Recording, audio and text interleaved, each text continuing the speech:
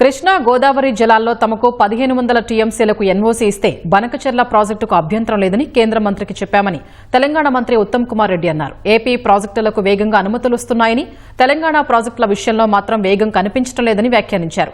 ఎట్టి పరిస్థితుల్లో తెలంగాణకు అన్యాయం చేయబోమని కేంద్ర మంత్రి సిఆర్ పాటిల్ హామీ ఇచ్చారని మంత్రి ఉత్తమ్ వెల్లడించారు.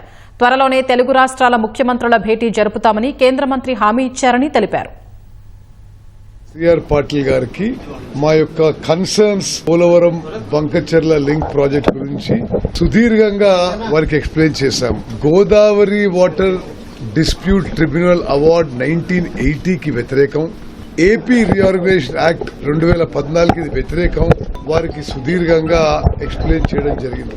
పోలవరం బంకచెర్ల లింక్ ప్రాజెక్ట్ విషయంలో సీఎం గారు నేను మాకున్న అబ్జెక్షన్స్, మాకున్న కన్సర్న్స్ అన్ని కూడా మరి central water resources minister Patil గారు, సెక్రటరీ దేబశిష్ ముఖర్జీ గారు, వారి అధికారులందరికీ కూడా తెలియజేశాం.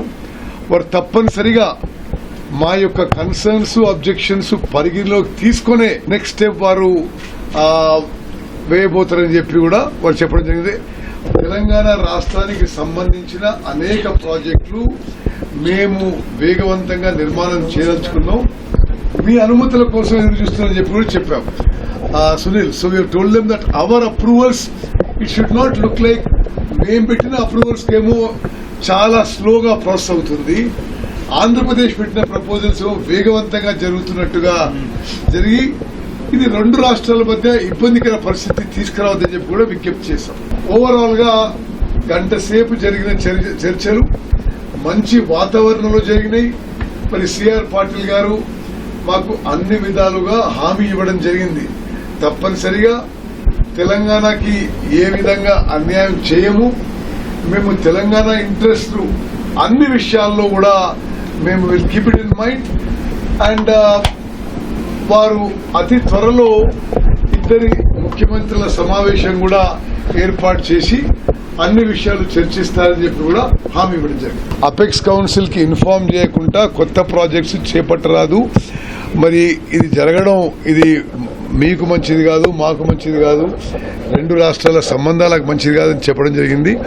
తప్పనిసరిగా ఆ విషయాలు కూడా మేము పరిగణలోకి తీసుకొని మరి తొందరగా ఇరు రాష్ట్రాల ముఖ్యమంత్రులతో సమావేశం ఏర్పాటు చేస్తామని చెప్పి స్పష్టమైన హామీ ఇవ్వడం జరిగింది.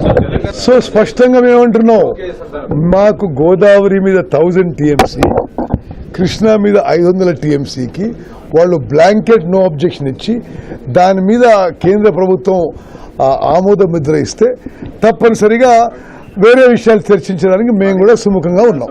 Krishna KWD DT2 Brijesh tribunal ఆ తీర్పు కూడా తొందరగా ఇప్పియాలి.